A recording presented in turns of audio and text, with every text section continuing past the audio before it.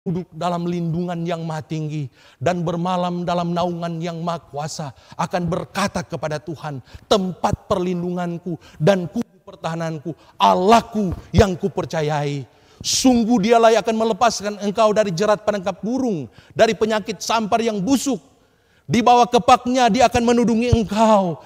Di bawah sayapnya engkau akan berlindung. Kesetiaannya ialah perisai dan pagar tembok. Engkau tidak usah takut terhadap kedahsyatan malam, terhadap panah yang terbang di waktu siang, terhadap penyakit sampar yang berjalan di dalam malam gelap, terhadap penyakit menular yang mengamuk di waktu petang. Walau 1000 orang rebah di sisimu dan 10.000 di sebelah kananmu, itu tidak akan menimpamu. Engkau hanya akan menontonnya dengan matamu sendiri, melihat pembalasan kepada orang fasik. Sebab Tuhan telah kau jadikan sebagai tempat perlindunganmu. Yang maha tinggi telah kau buat menjadi tempat perteduhanmu. Maka malapetaka tidak akan menimpa kamu. Tulah akan menjauh dari kemahmu. Sebab malaikat-malaikatnya akan diperintahkannya kepadamu untuk menjaga engkau di segala jalanmu. Mereka akan menatang engkau di atas tangannya supaya kakimu tidak terantuk kepada batu. Singa dan ular tedung akan kau langkahi.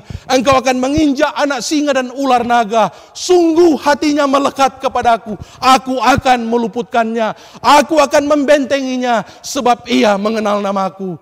Bila ia berseru kepadaku, aku akan menjawab. Aku akan menyertai dia di dalam kesesakan. Aku akan meluputkannya dan memuliakannya. Dan dengan panjang umur akan kukenyangkan dia. Dan akan kuperlihatkan kepadanya keselamatan yang daripadaku. Amin. Firman Tuhan yang bagus. Firman Tuhan yang memberi janji perlindungan ilahi kepada orang-orang yang percaya pada masa-masa ini. Tetapi firman Tuhan ini tidak berdiri sendiri. Ada harga yang harus kita bayar. Kita harus duduk diam di bawah kaki Tuhan. Kita harus menjadikan Tuhan satu-satunya tempat perlindungan. Sebagai penolong dalam kesesakan satu-satunya. Dan kalau kita mengutip apa yang disampaikan oleh Raja Daud di dalam Mazmur pasal yang ke-15, dia memberitahukan kepada kita siapakah orang yang layak untuk bisa berdiam di bawah naungan Allah yang maha tinggi. Siapakah ya orang yang dapat bergaul dengan Allah. Siapakah orang yang bisa berada di tempat kudusnya Tuhan. Dalam Mazmur pasal yang ke-15, Daud berkata, siapakah orang yang akan menumpang di dalam kemahmu, yang akan naik ke gunungmu yang kudus. Daud berkata, hanya orang yang berlaku tidak bercela. Hanya orang yang melakukan apa yang adil. Hanya orang yang mengatakan kebenaran dengan segenap hatinya. Hanya orang yang tidak menyebarkan fitnah dengan lidahnya.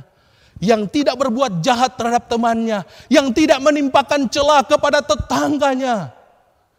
Yang memandang hina orang yang tersingkir, tetapi memuliakan orang yang takut akan Tuhan.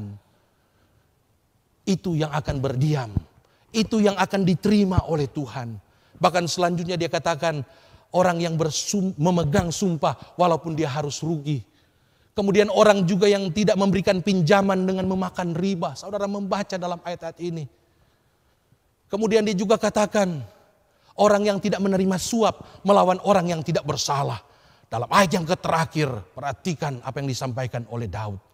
Apapun yang terjadi dalam kehidupan saudara, Daud berkata, kalau kita hidup dekat dengan Tuhan, kalau kita melakukan kebenaran-kebenaran ini, kita tidak akan goyah dalam hal apapun juga. Kita tetap akan kuat, kita tetap akan berdiri tegak dalam masa apapun yang terjadi dalam kehidupan kita. Karena Mazmur 91 itu akan digenapi kalau saya dan saudara hidup dalam kekudusan, dekat dengan Tuhan, takut akan Tuhan.